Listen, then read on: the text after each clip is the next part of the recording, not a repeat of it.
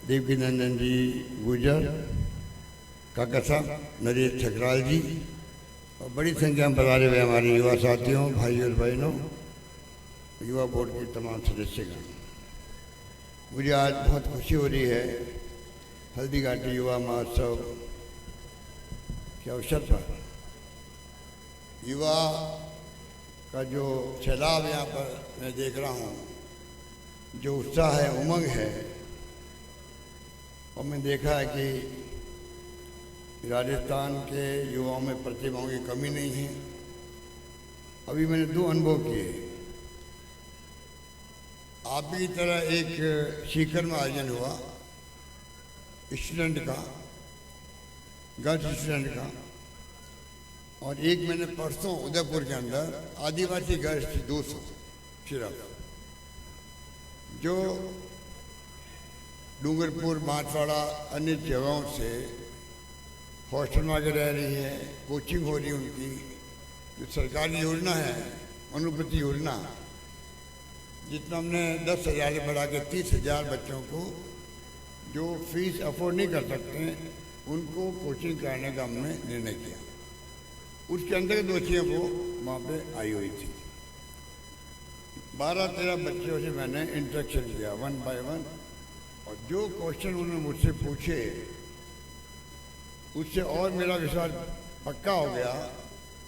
जो मैंने कहा कि राजस्थान को 2030 तक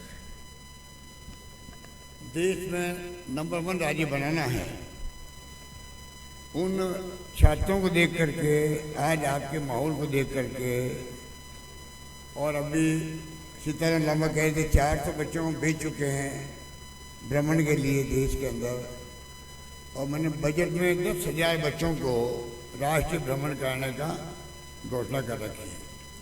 तो आप सोच सकते हैं कि आने वाला कल आपका है। और मैं इस मौके पर कहना चाहूँगा आपको, आप में प्रतिभाओं की कमी नहीं है, खाली अवसर मिलने चाहिए, और अवसर सरकार प्रदान करे आपको, ये सुनिश्चित करने की जिम्मेदारी सरकार की होनी चाहिए, मेरी होनी चाहिए। और मैं आपको ये कह सकता हूँ कि उस जिम्मेदारी निभाने में युवाओं के लिए, छात्रों के लिए हमें किसी भी हद तक जाना पड़े तो मैं जाऊँगा, आपके फ्यूचर के लिए, आपके भविष्य के लिए। मैं चाहूँगा कि राजस्थान के युवाओं का भविष्य उज्जवल हो, वो देश के और प्रदेश के कर्णधार बने। आज हमने कॉलेज बहुत खोल दी है, जो 70 साल में खुली 250 कॉलेज, अभी हमने 5 साल में खोल दी है 303 कॉलेज। आप कल्पना कीजिए, कहाँ 250 कॉलेज 70 साल में, कहाँ 5 साल के लास्ट बजट को मिला करके 303 कॉलेज, उसमें 130 गर्ल्स कॉलेज खोली हमने। और ये मैंने घोषणा कर रखी है कि जहाँ 500 बच्चे पढ़ेगी स्कूल के अंदर, वहाँ कॉलेज बना दिया जाएगा। इतनी बड़ी घोषणा मैंने कर रखी है। पहले विश्वविद्यालय, अभी डॉक्टर सीपी जोशी जी कह रहे थे 98 में ये मेरे साथ शिक्षा मंत्री भी रहे हैं, पंचायत राज मंत्री भी रहे हैं। ये नवाचार करने में बहुत ही हमेशा आगे रहते हैं। इनका जो काम करने का तरीका, नवाचार की तरफ के दृष्टिकोण, राजीव गांधी स्वयं जयंती पाठशालाओं का प्रयोग किया गया उस जमाने के अंदर, 23,000 स्कूल खोल दी इन्होंने। आज ही उसका फायदा मिला गांव के अंदर, परसेंटेज बढ़ गई हमारी। उस वक्त के परसेंटेज, आज की परसेंटेज में रात दिन का फर्क है, यहाँ पर गर्ल्स के अंदर भी, बॉयज़ के अंदर भी। तो मैं कहना चाहूँगा आपको कि सरकार की तरफ से कॉलेज हो, विश्वविद्यालय पहले 5 थे खाली, आज 91 विश्वविद्यालय राजस्थान के अंदर आ गया। अभी आपको सीपी जोशी जी कह रहे थे कि क्यों संभव हुआ। ये संभव इसलिए हुआ कि सरकार बनते ही मैंने महसूस किया हमारे बच्चे महाराष्ट्र में, पूना में, बेंगलोर में चेन्नई में जाते हैं पढ़ने के लिए, बहुत तकलीफ आती है। और गर्ल्स को भेजते नहीं माँ बाप बाहर दूसरे राज्यों में। मैंने खुद ने अपने परिवार में अपने बच्चों के लिए महसूस किया, मुझे पूना भेजना पड़ा उनको पढ़ाने के लिए। तो हमने क्या किया, उस वक्त में डॉक्टर सीपी जोशी जी मेरे साथ मंत्रिमंडल में थे। हमने सबने मिलकर के फैसला किया कि राजस्थान में क्यों नहीं हम प्राइवेट सेक्टर को अलाउ करें।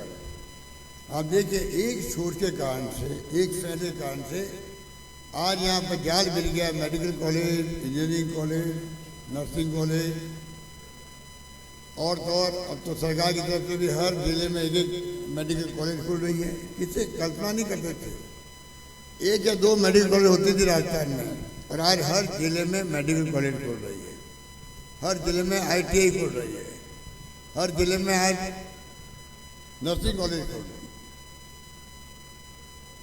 तो आप सोच सकते हैं शिक्षा को लेके जो मैं कहना चाहता हूँ आपको, ज़्यादा मुझे इसमें राजनीतिक बात नहीं करनी है, क्योंकि आप लोग अखबार पढ़ते हैं, TV देखते हैं, सब देखते हैं क्या हो रहा देश में, दुनिया में, प्रदेश के अंदर।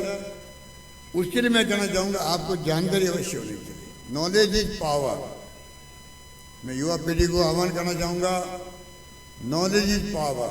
आज राजीव गांधी का जो सपना था 21वीं सेंचुरी का, लोग समझ नहीं पाए उस वक्त। तो आप तो बिल्कुल नई पीढ़ी हैं, उनके बाद में आपका जन्म हुआ है, तो मैं कह सकता हूं कि उनका सपना था कंप्यूटर लाने का। यहाँ पर मोबाइल फोन, इंटरनेट की सेवाएं आएगी। उस वक्त हमारे विपक्ष के लोग कहते थे क्या कह रहे हैं, कंप्यूटर आएगा तो टाइपिस्ट की नौकरी चली जाएगी, टाइपिस्ट क्या करेंगे, बेरोजगारी फैल जाएगी। वो वक्त देखा हम लोगों ने। आज आप देखिए IT की क्रांति हो गई है गुड गवर्नेंस में, IT की क्रांति हो गई है कोरोना के अंदर मैनेजमेंट करने के अंदर। IT की क्रांति के लिए प्रधानमंत्री को बोलना पड़ता बार बार, हम DPT कर रहे हैं सारा बेनिफिशियरी को। ये तमाम काम जो है क्यों संभव हुआ है, ये राजीव गांधी के सपने के कारण संभव हुए हैं। आज कंप्यूटर में, IT में राजस्थान नंबर 1 है देश के अंदर, इतना आगे बढ़ चुके हैं।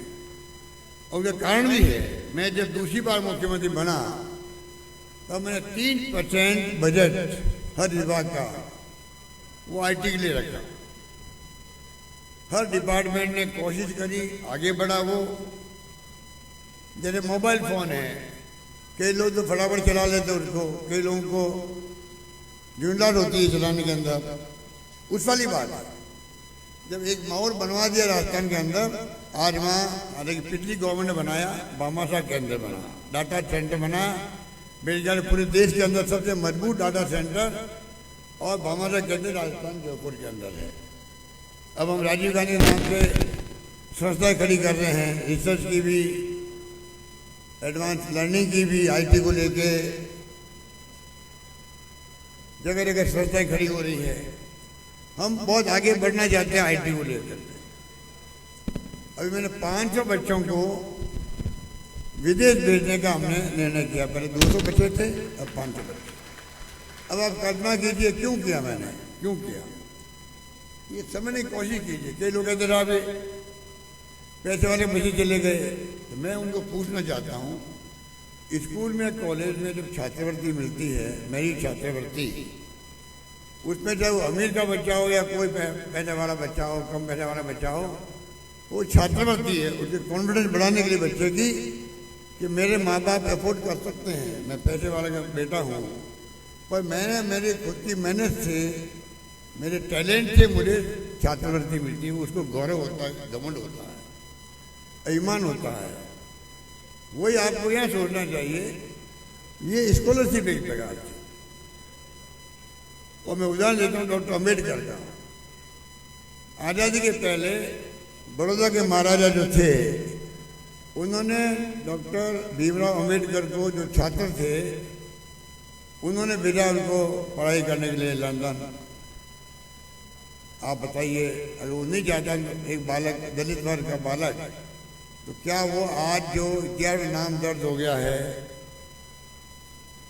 इतिहास में नाम दर्ज हो गया है, संविधान निर्माता, कॉन्स्टिट्यूशन असेंबली में कॉन्स्टिट्यूशन कमेटी के चेयरमैन, आप बताइए क्या वो बन पाते? क्या नहीं बन पाते। तो आप सोचने की कोशिश करो, 500 बच्चों को हिंदुस्तान में किसी राज्य ने नहीं सोचा, मैंने सोचा 500 बच्चों को मैं भेज रहा हूँ विदेशों के अंदर, पूरी फीस, 2-3 कैटेगरी है, पूरी फीस, आने जाने का खर्चा, वहाँ रहने की व्यवस्था, सब कुछ दे रहे हैं। और पैसे वाला है पूरी फीस दे रहे हैं, किसी को रहने की व्यवस्था कर रहे हैं। क्यों कर रहे हैं? उन 500 बच्चों में जो टैलेंट है उसके आधार पर ही उन्हें सिलेक्शन होता है। हजारों बच्चे अप्लाई करते हैं, पता नहीं उनमें से कौन क्या बन के आएगा, वकील बनेगा, उद्यमी बनेगा, साइंटिस्ट बनेगा, टेक्नोक्रेट बनेगा, क्या बनेगा किसी को नहीं मालूम। पर राजस्थान का बच्चा मानव संसाधन के रूप में उसके व्यक्तित्व का निर्माण होगा, वो काम आएगा, देश के भी काम आएगा, प्रदेश के भी काम आएगा। और उससे नाम किसका होगा? राजस्थान का होगा। राजस्थान का नौजवान जो आज चाहे वो IAS बने, IPS में कुछ बनो, पर जो जहाँ जाएगा राजस्थान का नाम रोशन करेगा, ये दूरदृष्टि है, दूरदृष्टि है। आज जो राजस्थान में जो शिक्षा के क्षेत्र में मैं 2 ही क्षेत्र में ज़्यादा जोर दे रहा हूँ,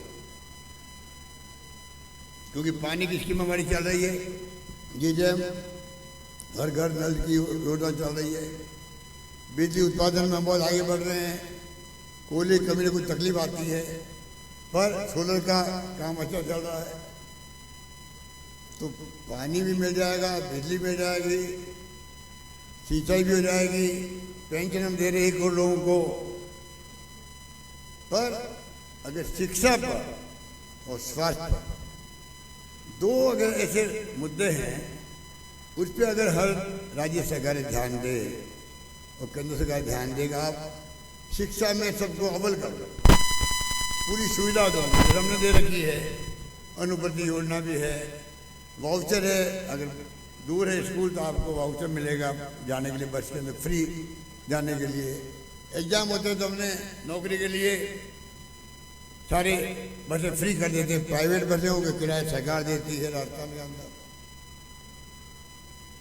और एक बार फॉर्म भर दो, अभी मैंने घोषणा की तारीख, एक बार फॉर्म भर दो, बार बार फीस भरने की जरूरत नहीं रहेगी, एक फीस काम आएगी हमें सकते आप। इस प्रकार से जो हमने तय किया है, ये क्यों किया गया है? हम चाहते हैं शिक्षा के क्षेत्र में राजस्थान टॉप बने।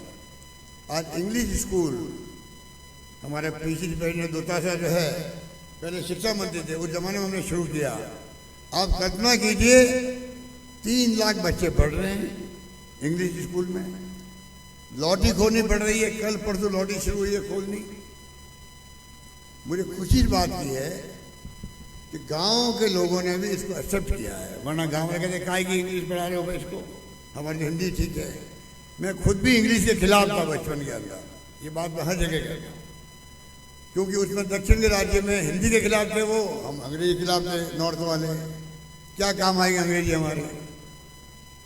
आज मैं खुद आगे बढ़ करके इंग्लिश स्कूलों की संख्या बढ़ाते जा रहा हूँ। क्यों? क्योंकि अंतर्राष्ट्रीय लैंग्वेज है, IT बेस, कंप्यूटर बेस में और सुविधा हो जाती है। यहाँ बच्चे अगर अंग्रेजी में पढ़ लेंगे, गाँव के बच्चे भी, शहरों के बच्चे भी, गरीब के बच्चे भी फराटे वाले इंग्लिश बोलेंगे, राष्ट्रीय अंतर्राष्ट्रीय स्तर पर जाएंगे, कॉम्पिटिशन होगा, वो प्रतिस्पर्धा में पीछे नहीं रहेंगे। इस सोच के साथ में हम लोगों ने इसको आगे बढ़ाया है। ऐसी कई योजनाएं मैं छात्रों के लिए, युवाओं के लिए लेके आया हूँ। अभी सीताराम लामा कह रहा था, अशोक चांदना कह रहा था आपको कि मैं जो है बच्चों के लिए हॉस्टल खोल रहे हैं हम लोग।